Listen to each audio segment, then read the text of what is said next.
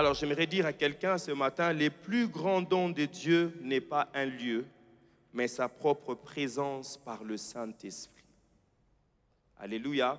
Les plus grands dons que Dieu puisse nous donner, ce n'est pas un lieu, ce n'est pas ces bâtiments. Vous savez, nous avons toujours l'habitude de dire, ne nous cherchez pas dans un bâtiment imposant. Ce n'est pas le fait que nous sommes tous réunis ici que Dieu est là. Certes, il est là, mais quand nous sortons ici, sachons-le très bien que Dieu est avec nous. Et le texte de base de ce matin, c'est Jean chapitre 14, du verset 16 jusqu'au 18e verset. Je vais commencer au verset 13.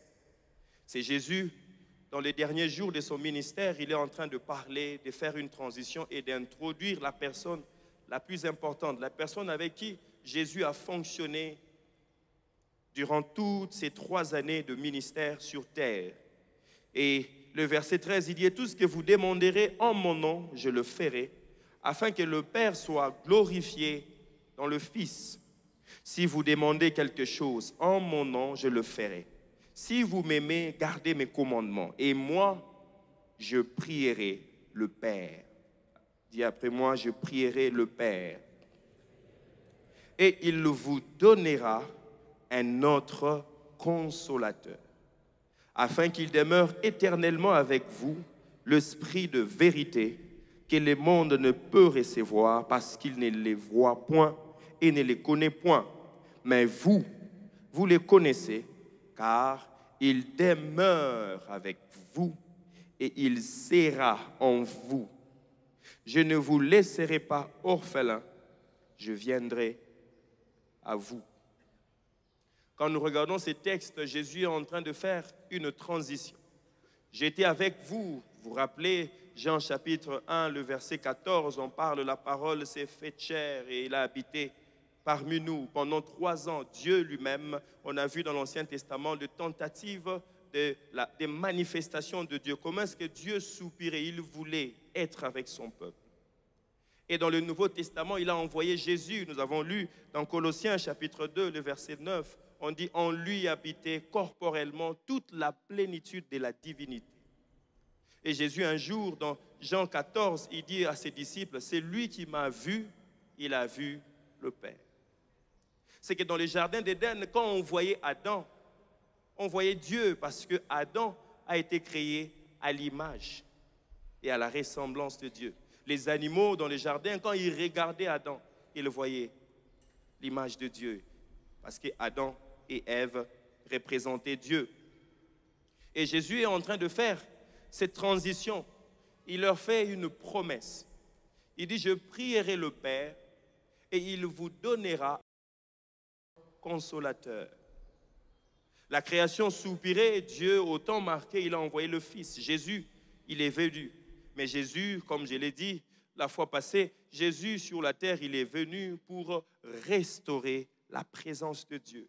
Jésus est venu pour établir un point de contact entre le ciel et la terre. C'est qu'aujourd'hui, le ciel et la terre sont connectés par Jésus-Christ. Mais Jésus devait partir parce que vous savez, quand il a fait son ministère, il était juste là à Jérusalem.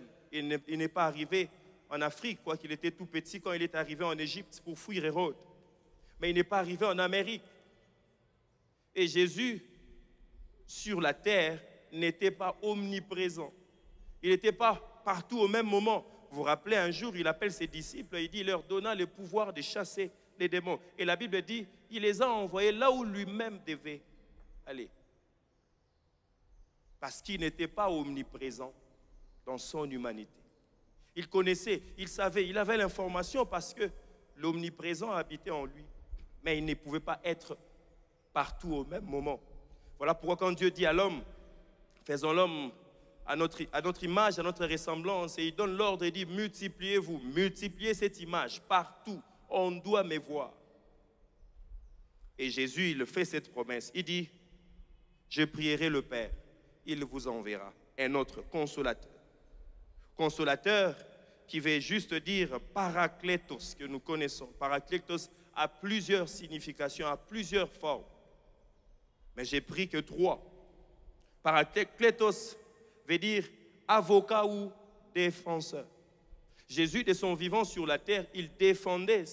Vous rappelez un jour, Jésus, il voit Pierre, il dit, Pierre, le diable t'a réclamé, il voulait te faire du mal, mais moi je t'ai défendu. J'étais ton avocat, j'ai plaidé, j'ai intercédé, j'ai combattu pour toi. Maintenant, je ne serai plus là physiquement. J'enverrai quelqu'un d'autre qui le fera. Romains, chapitre 8, le verset 26, vous connaissez. Il dit, nous ne savons pas comment prier. Nous ne savons pas ce qu'il faut dire dans la prière. Mais le Saint-Esprit, qu'est-ce qu'il fait? Il intercède. Il le prie en notre faveur. Parce que nous-mêmes, nous ne savons pas comment nous défendre dans la prière. Même devant l'ennemi, on ne sait pas comment le faire. Mais le Saint-Esprit, quand il viendra, il fera le même travail que moi je faisais ici sur la terre. Aujourd'hui, la Bible dit, Jésus est assis à la droite de Dieu et il intercède pour nous. Et sur la terre, nous avons reçu le Saint-Esprit qui joue le même rôle que Jésus quand il était sur la terre.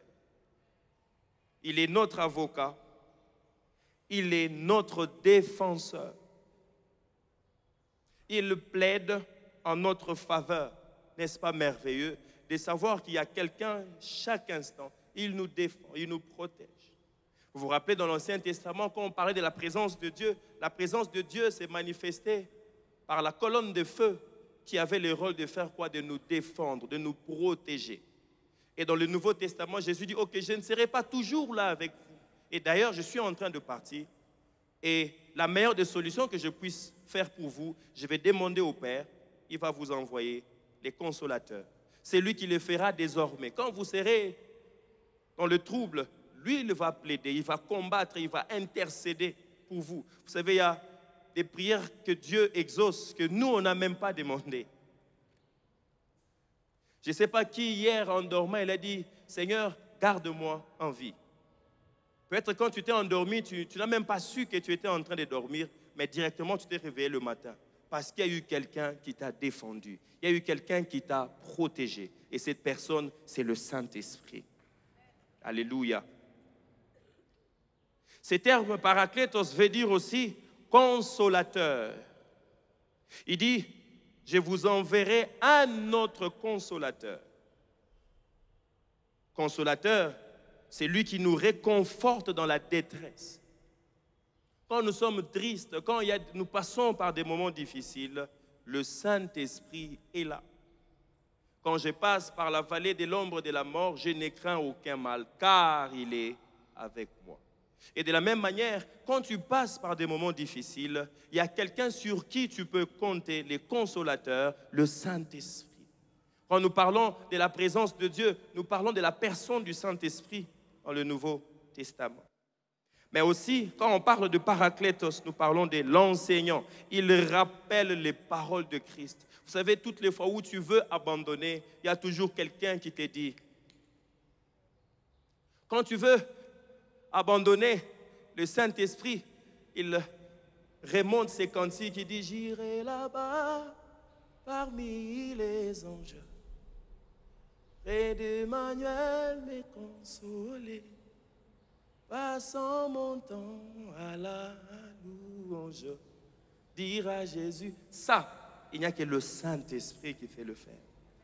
Quand tu sens comme tu veux abandonner, tu dis que c'est difficile, je n'arrive pas, le Saint-Esprit, il est là pour te rappeler toutes les promesses que Dieu t'a faites. Si en 2024, tu n'as pas vécu les promesses de Dieu, le Saint-Esprit, il vient et il te rappelle, tiens bon. Heureux tous ceux qui supportent patiemment les épreuves, car après ces épreuves, une couronne de gloire te sera donnée.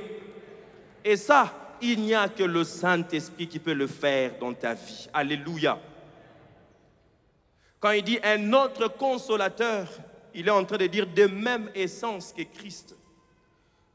Il continue son œuvre, cette fois-ci pas avec nous, mais il continue cette œuvre en nous. Jésus était là pour consoler, Jésus était là pour enseigner, Jésus était là pour guider, pour protéger.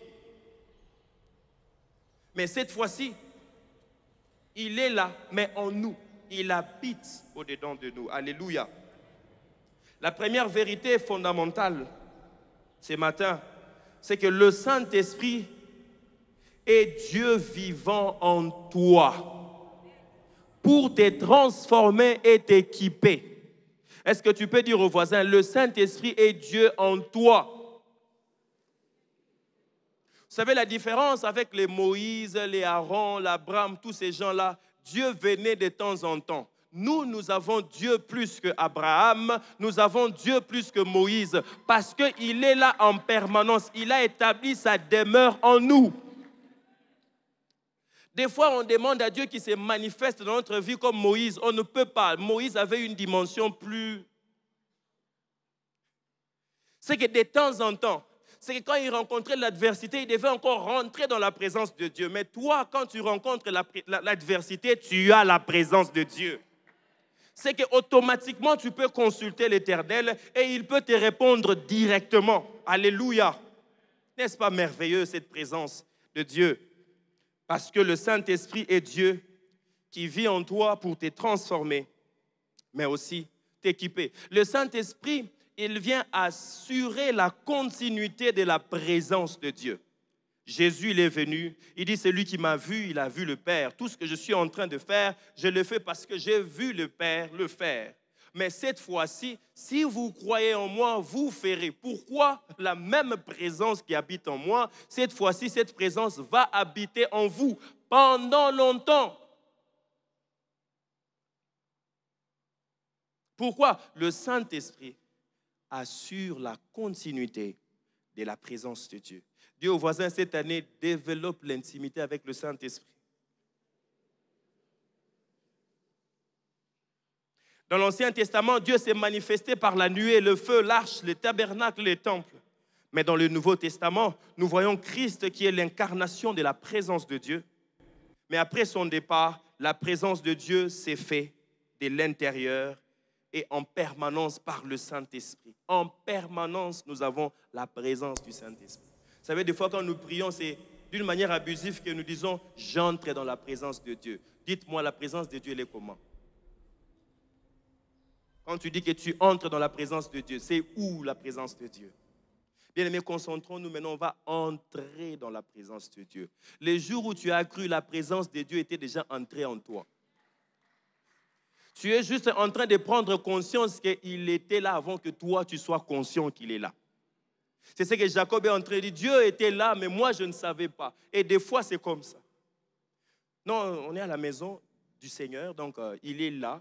Non, il était avec toi dans les taxis. Il était avec toi là-bas dans la chambre. Il était avec toi au bureau. Et nous devons être conscients que le Saint-Esprit, il assure cette continuité. Jean 14, 17, il dit, il demeure avec vous et il sera en vous. Il demeure avec vous, il dit au présent, il parle de lui. Dieu, il est là, le Saint-Esprit est là, le Père est là, le Fils est là. Il demeure avec vous. Mais quand je serai parti, quand je prierai, je demanderai, quand le Père va accomplir sa promesse, il sera en vous. Pose la question au voisin, quand est-ce que l'Esprit habite en toi? Depuis quand il habite en toi? Est-ce que tu es conscient qu'il est en toi? Deuxième vérité fondamentale, c'est que la nuée et le feu étaient pour Israël. Le Saint-Esprit l'est pour toi aujourd'hui.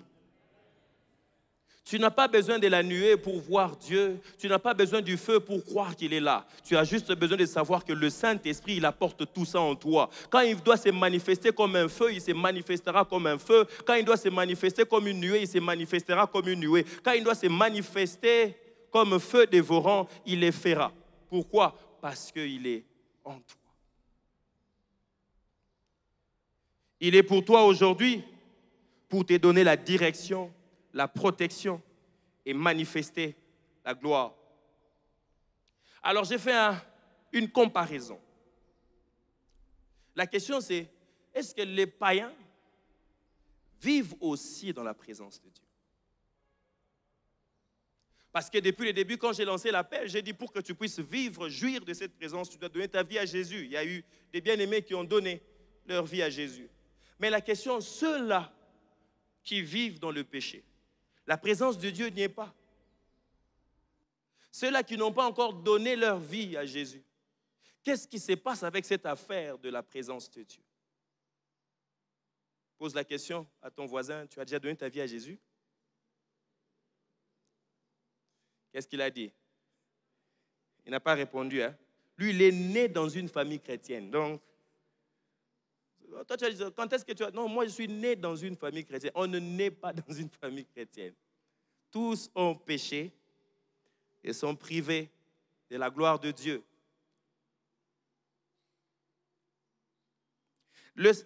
Pour nous, les chrétiens, le Saint-Esprit habite en nous. 1 Corinthiens chapitre 6, le verset 19, il dit « Ne savez-vous pas que votre corps est le temple du Saint-Esprit » Dans les temps, les temples habitaient parmi le peuple et Dieu descendait dans les temples. Mais dans le Nouveau Testament, Paul dit à l'église de Corinthe, il dit « Ne savez-vous pas que votre corps est le temple du Saint-Esprit » Est-ce que tu sais que ton corps est le temple du Saint-Esprit? Et quand on parle de Saint-Esprit, il est saint, c'est que tu dois marcher dans la pureté pour maintenir cette présence permanente. L'avantage avec nous chrétiens, c'est que le Saint-Esprit ne nous abandonnera jamais. J'ai dit bien jamais, même si tu mourrais aujourd'hui, nous allons voir ça. Il sera toujours. Quand Jésus dit que je serai avec toi, je suis avec toi, même quand tu mourrais, sache que le Saint-Esprit sera toujours avec toi. Le Saint-Esprit et le chrétien, il vient jouer un rôle de transformateur. Premièrement, il rend Christ réel en nous. C'est le Saint-Esprit qui rend Christ réel en nous. Deuxièmement, il conduit dans la vérité. Parce qu'il est l'esprit de vérité.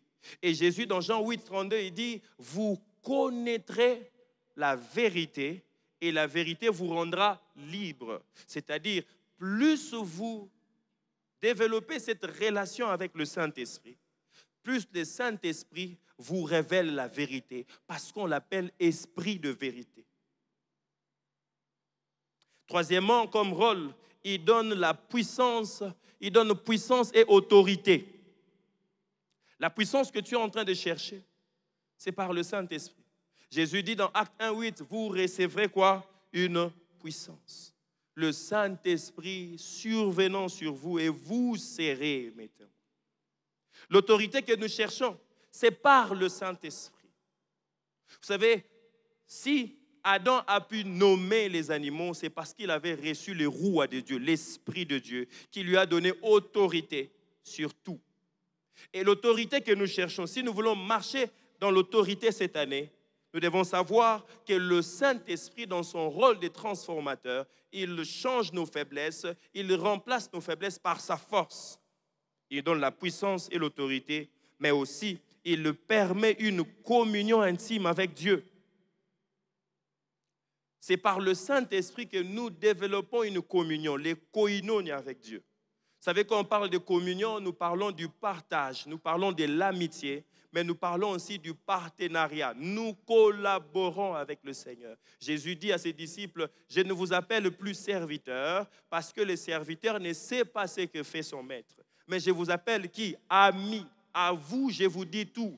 Et le Saint-Esprit, dans son rôle, il est là pour tout te dire. Parce qu'il dit, je vous révélerai des choses cachées, des choses que vous ne connaissez pas.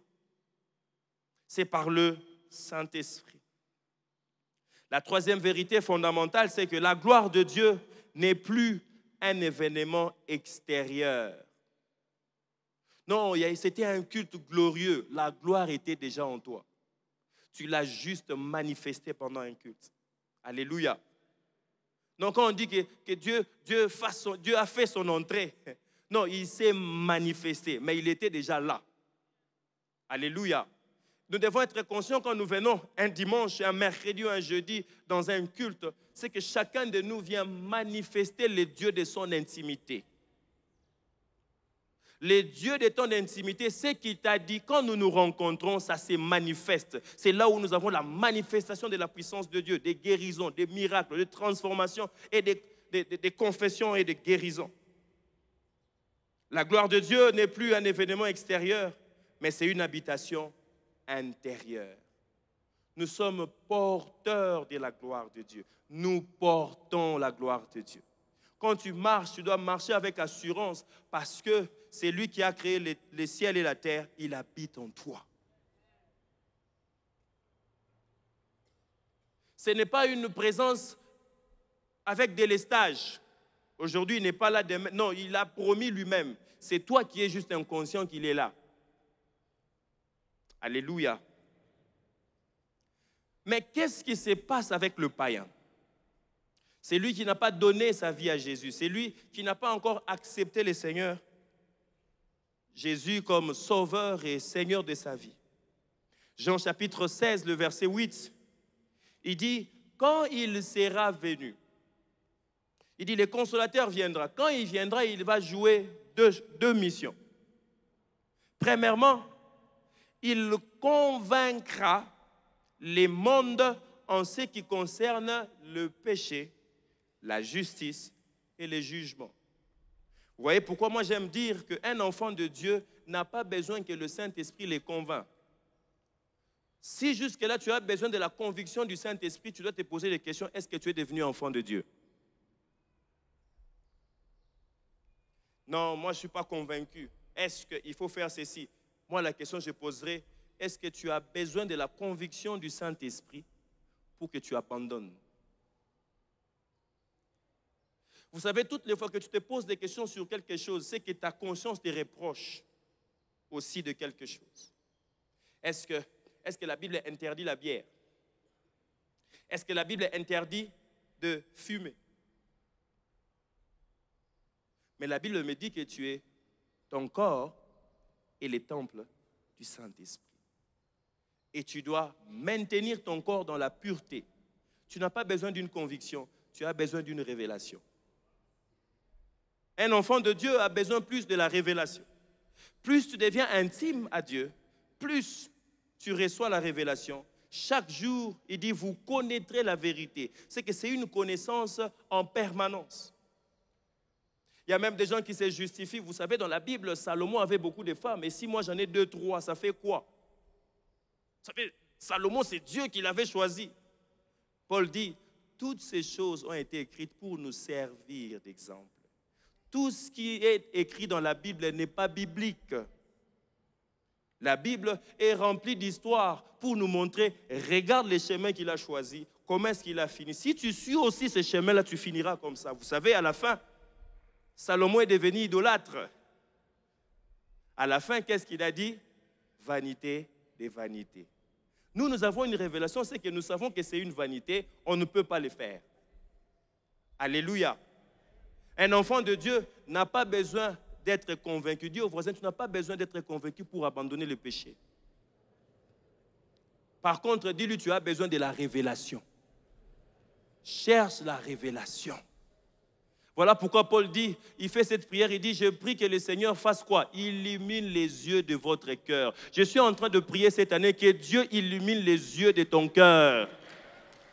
Pour que tu voies l'infinie richesse qui est attachée à l'appel de Dieu. C'est que le fait que Dieu t'a appelé, il y a une richesse infinie derrière que tu n'arrives pas à voir. Et Paul est en train de dire, je prie que Dieu vous donne un esprit de révélation pour que vous puissiez voir la richesse qui s'attache au fait que tu es devenu enfant de Dieu. Je suis en train de prier cette année que Dieu t'ouvre les yeux pour que tu voies cette armée qui t'entoure, pour que tu voies toutes les promesses de Dieu afin que tu puisses marcher dans la voie du Seigneur. Dis au voisin, tu n'as pas besoin d'être convaincu. Tu as besoin de là. Dis-lui, cherche la révélation. Ne cherche pas des convictions. Rôle du Saint-Esprit envers le païen, la conviction du péché. Il révèle la nécessité du pardon et de la rédemption. C'est lui qui convainc du péché. Il ne vient pas condamner ta conscience, mais il te montre le droit chemin. C'est ta conscience qui te dit que tu fais mal. Regarde toutes les fois que tu veux faire du mal. Si tu veux créer une troisième bande, tu vois ce que ta conscience te dit là. Et plus tu écoutes ta conscience, plus tu facilites à ce que la révélation du Saint-Esprit te soit accessible. Mais moins tu bloques. Voilà pourquoi il dit, je mets devant toi la vie et la mort. Choisis. Il dit à Caïn, les mâles se couchent. Mais toi, fais quoi? Et il sait que tu ne sauras pas résister par tes propres efforts. Tu as besoin de la révélation. C'est la révélation qui te donne la force de résister. Il y a des gens qui ne résistent pas. Ce n'est pas parce qu'ils ne sont pas forts, mais c'est parce qu'ils manquent de révélation. L'infinie richesse qui s'attache à l'appel de Dieu là, il ne voit pas. Il voit que les circonstances autour de lui. Et voilà pourquoi il abandonne. Mais je prie que Dieu ce matin te donne son esprit. Deuxièmement, ce que le Saint-Esprit fait envers le païen, c'est qu'il le convainc de la justice. C'est-à-dire, il le pointe vers la justice parfaite de Christ comme chemin vers Dieu. Romains chapitre 5 dit ceci, étant donc justifiés en Christ, vous vous rappelez de ça, non? Il n'y a plus inimitié entre Dieu et l'homme. C'est-à-dire, il y a des gens qui pensent qu'ils sont justifiés parce qu'ils font de bonnes choses. Il y a des gens qui pensent que parce qu'ils donnent sa dîme, il fait ceci. Bon, moi, quand il y a activité à l'église, je donne 50 000, 30 000, mais tu vis dans l'impudicité. Tu penses que le fait que tu as fait du bien à l'église, le fait que tu as fait du bien aux orphelins, le fait que tu as fait du bien à l'hôpital, c'est qui fait que devant Dieu, Dieu te voit juste. Non, c'est pas comme ça. La justice est en Christ Jésus-Christ. C'est pas parce que tu as fait des bonnes choses que tu deviens juste, mais c'est parce que tu as placé ta foi en Jésus-Christ que tu es justifié. Les bonnes œuvres suivent après. Montre-moi ta foi sans les œuvres et je te montrerai la mienne avec les œuvres. Mais on parle d'abord fondamentalement de quoi? De la foi. Il y a des gens même qui réclament la prière de pasteur parce qu'ils ont fait du bien. Non, pasteur, tu vois, ces jours-là, quand tu as lancé l'appel, j'ai donné 50 000 $, j'ai donné 100 000 $, n'est-ce pas? J'ai droit à la prière. Non, tu n'as pas droit à la prière comme ça. Là, tu es en train d'acheter la prière. J'ai pris que le Seigneur te délivre de ça. C'était ça le grand combat de Paul, la justice et la grâce. Les gens pensaient qu'ils étaient justifiés à cause de leurs bonnes œuvres, la loi. Tu ne feras pas ceci, tu ne feras pas cela, tu ne feras pas... Un jour, Jésus, il a confondu ces jeunes hommes. Il dit, qu'est-ce qu'il faut faire pour hériter le royaume des cieux? Jésus dit, tu sais ce qu'il faut faire. Tu sais ce que la loi dit. Tu ne feras pas ceci, tu ne feras pas cela, tu feras pas. Il dit, mais je le fais déjà. Il pense que le fait que tu viens chaque dimanche à l'église, moi je viens toujours à l'église, je prends la Sainte Seine, je viens, j'amène mes enfants, je fais tout ce qu'il faut. Okay. Il pense que c'est le fait qu'il est allé à l'église. Oh non, quand on a P24, P40, il pense que c'est parce qu'il a jeûné, il a respecté le régime, qu'il est justifié. Non, mais moi quand il y a dîme, je donne toujours le premier dimanche du mois, je donne toujours mon argent, donc Dieu est obligé de faire. Il pense que le fait qu'il a donné, ça les justifie dans la présence de Dieu. Dis au voisin, c'est faux. C'est que tu peux tout faire, mais si tu ne crois pas en Jésus, tu iras en enfer. Tu ne chanteras pas ces cantiques, j'irai là-bas. Dieu dit, mais mon gars, tu iras où? Je ne te vois pas ici, tu n'es pas enrôlé, tu iras où? Tu arrives même, j'irai là. Mon cher, qu'est-ce que tu fais ici? Mais Seigneur, j'avais fait ceci, j'avais donné, j'avais... Non, ce n'est pas comme ça, mon cher. C'est la foi en Jésus-Christ qui te justifie. Troisième chose que le Saint-Esprit fait envers le païen, la conviction du jugement. Le jugement ici, c'est qu'il te donne la capacité de savoir discerner ce qui est bien et ce qui est mal, par ta conscience. Tu sais savoir que ça, c'est pas bien. Tu sais que ce que tu es en train de faire à cet enfant-là, c'est pas bien. Et le Saint-Esprit, quand il vient, il te convainc, il dit, c'est pas bien, c'est pas bien, c'est pas bien ce que tu es en train de faire. Il te donne encore une chance. Cette année encore, il te donne encore une chance. Dans sa présence, tu ne l'as pas en toi. Il est venu, il te parle. Mais il te donne encore la grâce de pouvoir s'approcher et abandonner le péché. Il avertit de la conséquence du refus de la vérité. C'est ce que je suis en train de faire. Il avertit de la conséquence du refus de la vérité. Tu sais ce qui est juste. Tu sais c'est quoi la vérité, mais tu refuses de le faire. Il y a même des gens qui disent, j'ai essayé d'abandonner, j'ai pas pu. Je l'ai seulement le jour où Dieu voudra. Dieu a toujours voulu. J'ai essayé d'abandonner. Pasteur, je ne sais plus, j'ai essayé. Tu sais ce qu'il faut faire. Et ce jeune homme triste, Jésus dit, ce qui est impossible aux hommes,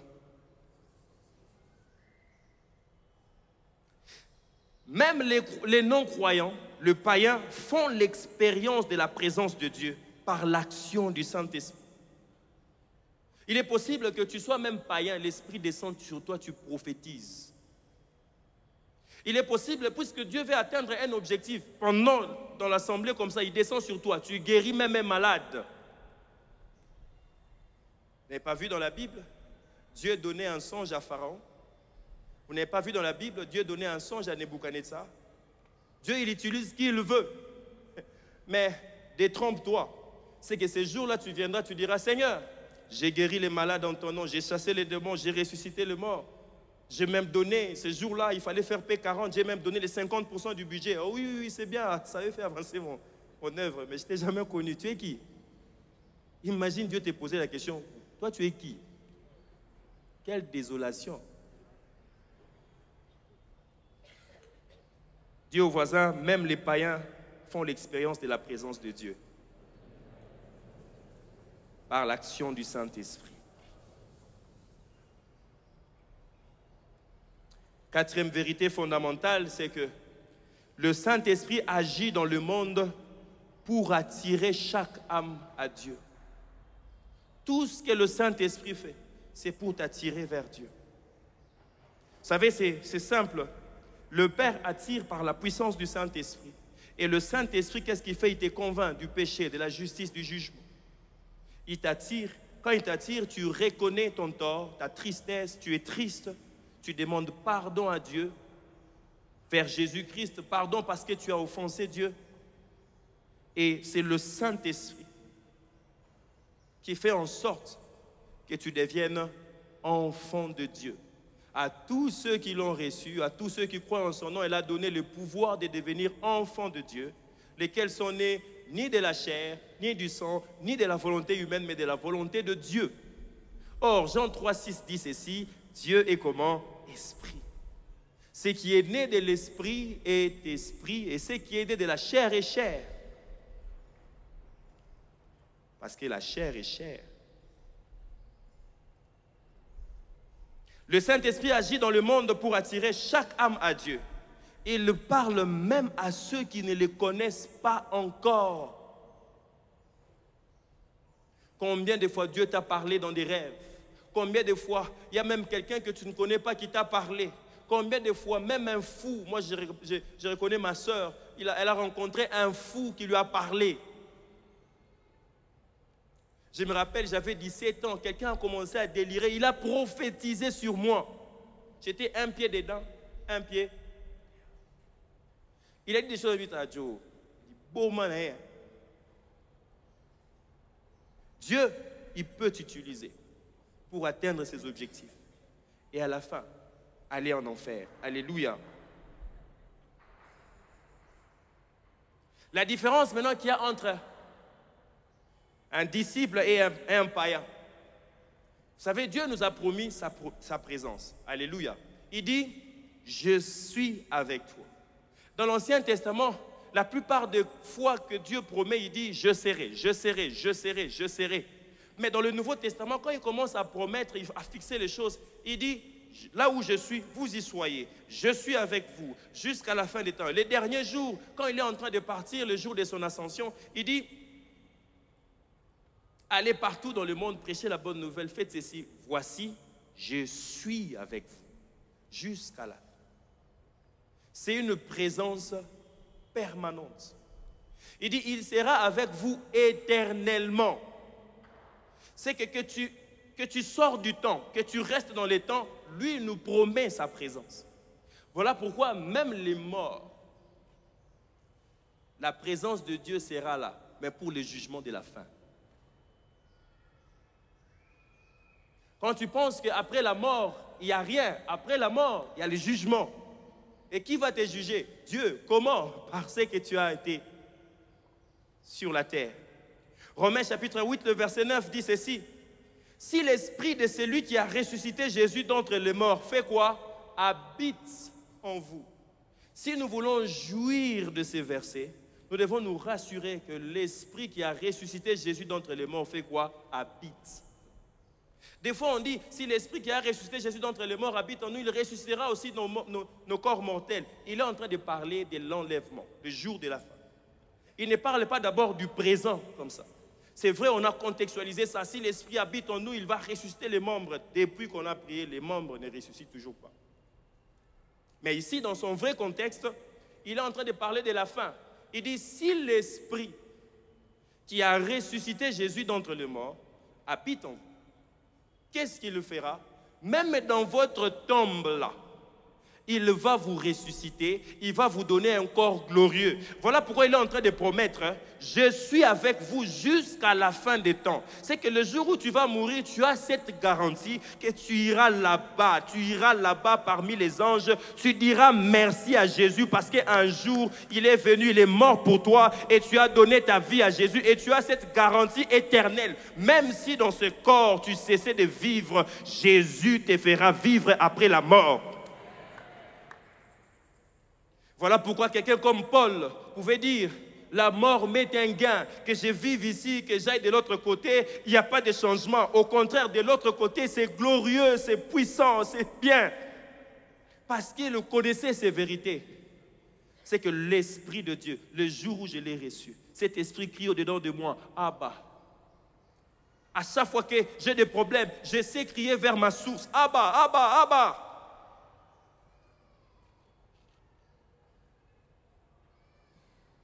Celui qui a ressuscité Christ rendra aussi la vie à vos corps mortels par son esprit qui habite où? En vous. La différence clé, c'est que pour les païens, le Saint-Esprit agit à l'extérieur pour convaincre. Mais pour les chrétiens, le Saint-Esprit habite en eux, leur donnant puissance, direction et assurance. Voilà pourquoi les gens comme Pierre, ils pouvaient accepter la mort parce qu'ils savaient, si j'arrêtais de vivre et si je continuerais à vivre éternellement. Malheureusement, sur la terre, nous vivons pour les manger et les boire. Le Saint-Esprit est avec les disciples, même dans la mort. Regardez comment est-ce que Jésus a été ressuscité. Éphésiens chapitre 1, le verset 19 au verset 20. Il dit qu'elle est envers nous qui croyons l'infinie grandeur de sa puissance, c'est manifestant avec efficacité par la vertu de sa force. Il a déployé en Christ en les ressuscitant de mort. Il dit, je ne laisserai jamais mon juste voir la corruption. Et si tu as la présence de Dieu par le Saint-Esprit, même quand tu mourrais aujourd'hui, Dieu ne va jamais t'abandonner. Il te suivra jusque là-bas. Même dans les séjours de mort, tu es garanti de la présence éternelle de Dieu. 1 Thessaloniciens, chapitre 4, le verset 16, même le jour de l'enlèvement, si on ne mourrait pas, si Dieu nous faisait grâce que nous puissions voir son avènement, il dit, le verset 16, 1 Thessaloniciens 4, car le Seigneur lui-même a un signal donné, à la voix d'un archange et au son de la trompette de Dieu, descendra du ciel. Et les morts en Christ, dis après moi, les morts en Christ ressusciteront premièrement. Peu importe là où on t'a enterré, si tu es mort en Christ, tu ressusciteras. Ce n'est pas la forme de la tombe, pierre tombale, tout ce qu'on va faire qui va garantir ton éternité. Mais c'est le fait que quand tu étais sur la terre, tu avais l'Esprit de Dieu en toi. Et même quand tu seras dans les séjours de mort, c'est l'Esprit qui criera au-dedans de toi. Père, Père, je suis aussi ici. Et quand Jésus viendra, la première des choses qu'il fera, les morts en Christ ressusciteront premièrement. N'est-ce pas merveilleux? Et il dit ensuite, nous les vivants, qui seront restés, nous serons tous ensemble enlevés avec eux sur des nuées à la rencontre du Seigneur dans les airs. La présence de Dieu, bien-aimé, nous prépare pour l'éternité. Dieu voisin, la présence de Dieu nous prépare pour l'éternité. Quand nous venons chaque dimanche, nous devenons meilleurs pour Dieu. Mais on dit aussi à Dieu, nous sommes prêts. Si ça venait maintenant, nous irons avec toi. La grande question, es-tu prêt? Il y a ces cantiques qui disent, Jésus revient, alléluia. Jésus revient, alléluia. Seras-tu prêt quand il viendra? Alléluia, alléluia. Pour les disciples, le Saint-Esprit n'est pas seulement une aide présente. Il est la garantie de la vie éternelle, de la résurrection et de l'enlèvement. Le fait que tu sois enfant de Dieu, le fait que tu viennes dans ces lieux, tu as une garantie de la vie éternelle. Même quand la mort arrivera maintenant là, tu as cette garantie que quand Jésus viendra, tu ressusciteras. Mais aussi, si la mort ne venait pas, quand il viendra, il te prendra. Seras-tu prêt quand il viendra? La présence de Dieu par le Saint-Esprit garantit notre enlèvement à la venue de Christ.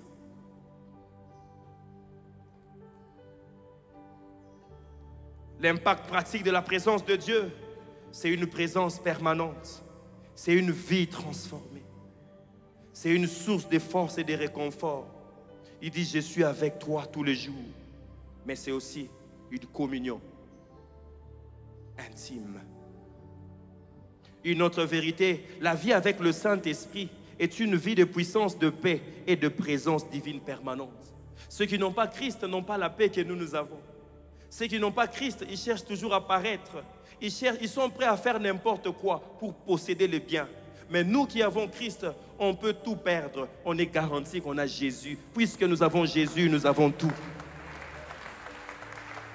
J'ai la paix qui ne s'obtient pas par les armes, j'ai la paix qui s'obtient par le Saint-Esprit. Parce qu'il dit, les royaumes de Dieu, ce n'est pas les manger et les boire, mais c'est la justice, la paix, la joie par le Saint-Esprit. Quand tu as le Saint-Esprit, quand tu es environné par la présence de Dieu, tu as une paix intérieure que les autres n'ont pas. Pendant que les autres paniquent, toi tu es dans le calme parce que c'est lui qui a créé le ciel et la terre. Il habite en toi et il te dit, ne crains rien. Il est dans ta barque, il marche avec toi. Puisqu'il t'a fait la promesse, tu arriveras de l'autre côté parce que lui, il sait le futur. Il sait aller dans le futur et revenir dans le présent et te dire, suis-moi parce que je connais le chemin. Il dit, je suis le chemin, je suis le chemin. Quand tu me suis, tu ne marcheras plus dans les ténèbres. Je t'amènerai exactement là où tu dois aller.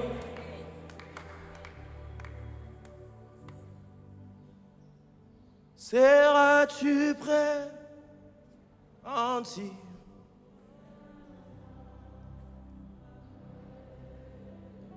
Deux questions fondamentales ce matin.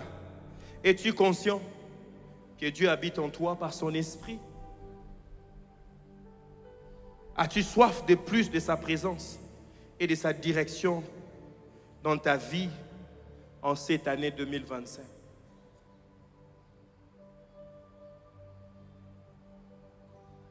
Pendant le moment de louange, je disais, Seigneur, ça sera comme ça au ciel. Ça sera glorieux comme ça. Je n'aimerais pas manquer ces grands rendez-vous. Je préfère manquer les biens, les enfants, les véhicules. Je préfère manquer. Ce sont des choses qui resteront sur la terre. Mais je refuse de manquer ces rendez-vous éternels. Ces rendez-vous éternels. Est-ce que tu es prêt à ces rendez-vous éternels?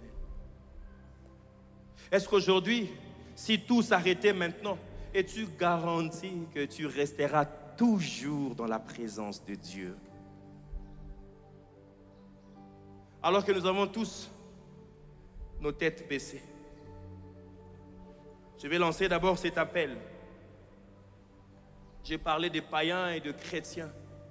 Comment est-ce que le païen vive la présence de Dieu? mais aussi comment est-ce que le chrétien vive la présence de Dieu. La présence de Dieu n'est pas que pour le présent, la présence de Dieu c'est pour les futurs, mais surtout pour l'éternité. Est-ce que ce matin es-tu garanti de l'éternité? Est-ce que tu es garanti de la vie éternelle? Oh, c'est bien de dire, oh, l'impact de la présence de Dieu. Cette année, nous allons témoigner. Oui, est-ce que ton cœur gardera le même témoignage que tu es enfant de Dieu? Est-ce que chaque jour, quand tu te lèveras, tu pourras dire, oh Seigneur, I am ready, je suis prêt. Même maintenant, si tu venais, je suis prêt. Quand tu regardes ta vie, est-ce que ta vie est en accord avec la volonté de Dieu? N'attristes-tu pas le Saint-Esprit par ta vie, par tes murmures, par la manière dont tu gères les choses autour de toi? C'est pour ça que Dieu a organisé cette rencontre ce matin. C'est rendez-vous divin pour te rencontrer et changer l'histoire de ta vie. Là où tu es, si tu veux donner ta vie à Jésus, dis, pasteur, je me réjouis de cette vie, de cette paix. De temps en temps, j'ai la paix. Quand j'ai plus d'argent, je perds la paix. De temps en temps, je pense que ça va. Mais quand je suis en chambre, je pleure. Je me pose des questions. Comment est-ce que je vais abandonner ces choses? Comment est-ce que je sortirai de ces sectes, de ces pactes? Je ne sais pas. Mes nuits sont tourmentées. Je ne sais pas comment sortir. J'aimerais te dire ce matin, Dieu a la puissance de te délivrer de cette force. Ce matin, j'aimerais lancer 2 appels. Le premier, c'est: as-tu déjà donné ta vie à Jésus-Christ? Si tu n'as pas donné ta vie à Jésus, j'aimerais que là où tu es, tu te tiennes debout alors que nous avons toutes nos têtes baissées. J'aimerais que tu dises à Dieu, j'aimerais vivre complètement ta présence cette année. En étant rassuré, les situations peut-être ne pourront pas changer comme je les pense, mais que ma vie soit changée. Là où tu es, lève-toi et avance ici. Dis, pasteur, j'aimerais donner ma vie à Jésus. Aujourd'hui, le 26 janvier 2025, laisse Dieu entrer. Ne laisse pas de temps en temps te convaincre, marcher un peu, il te convainc, tu abandonnes, demain tu reprends encore. Non, laisse-lui entrer dans ta vie, laisse-lui entrer dans ton cœur. Dis, pasteur, j'aimerais donner ma vie à Jésus, j'aimerais qu'il entre dans mon cœur. Là où tu es, tiens-toi debout et avance. C'est pour ça que Jésus est venu ce matin. Avance ici. Jésus revient. Alléluia. Jésus revient. Alléluia. Seras-tu prêt quand il viendra? Alléluia. Alléluia. Jésus revient. Jésus revient. Alléluia. Jésus. Jésus revient. Ah oui. Alléluia. Seras-tu prêt? Seras-tu prêt quand tu viendras? Alléluia.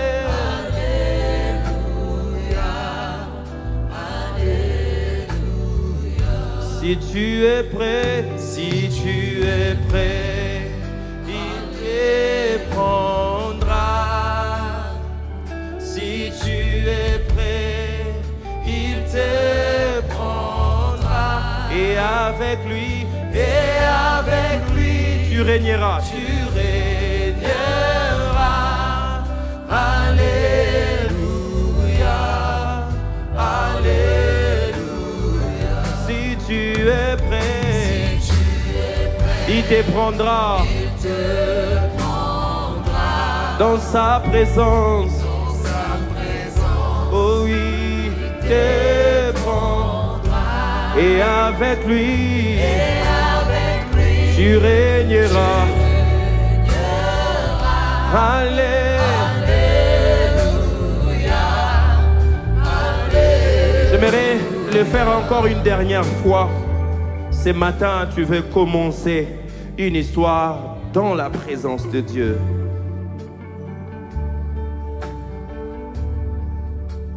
Je me tiens devant la porte et je frappe. N'endurcis pas ton cœur. Ces jours-là, Dieu a dit, tu mettras les sangs sur les linteaux. Et quand l'ange de la mort viendra, il verra l'alliance. La présence de Dieu viendra. Mais là où l'alliance sera établie, tu seras épargné. Le deuxième appel, y a-t-il des gens qui sont tourmentés? Tu as déjà donné ta vie à Jésus, mais c'est comme si tu es tourmenté par quelque chose. Tes nuits sont tourmentées, ta vie est tourmentée. Tu n'arrives pas à comprendre qu'est-ce qui t'arrive. Ton foyer est tourmenté. Les choses autour de toi ne marchent pas. Tu te poses des questions, Seigneur, c'est ça être dans ta présence. Là où tu es, tu vas juste te tenir debout. Tu vas prendre ta main droite, tu poseras sur ton cœur. Et tu vas dire à Dieu que ta présence devienne réelle.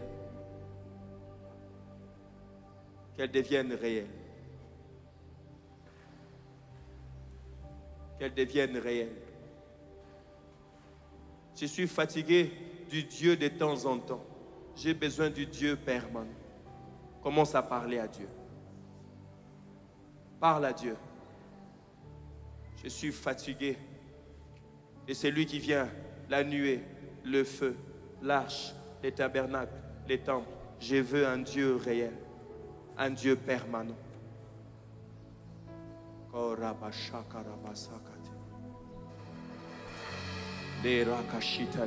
Si tu pries en langue, élève ses parler en langue, commence à parler en langue. Si tu ne pries pas en langue, commence à dire Jésus, Jésus, s'il te plaît, aie pitié de moi. Je veux un Dieu permanent cette année. Je veux un Dieu permanent cette année. Un Dieu qui se manifeste. Un Dieu qui agit. Un Dieu qui agit. Yes, Lord. Oh, Rabashakarabas.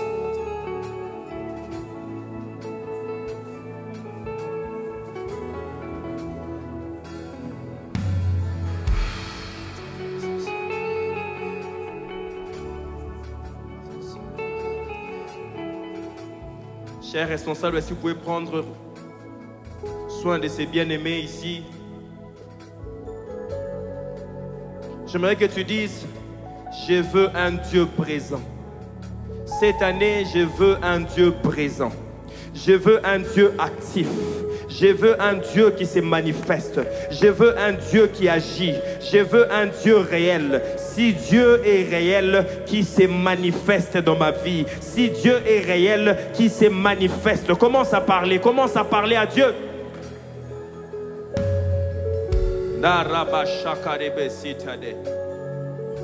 Si ce sont des esprits qui te tourmentent, laisse que cette année, ces esprits prennent fuite à cause de la présence de Dieu, à cause de la présence de Dieu, à cause de la présence de Dieu, à cause de la présence de Dieu.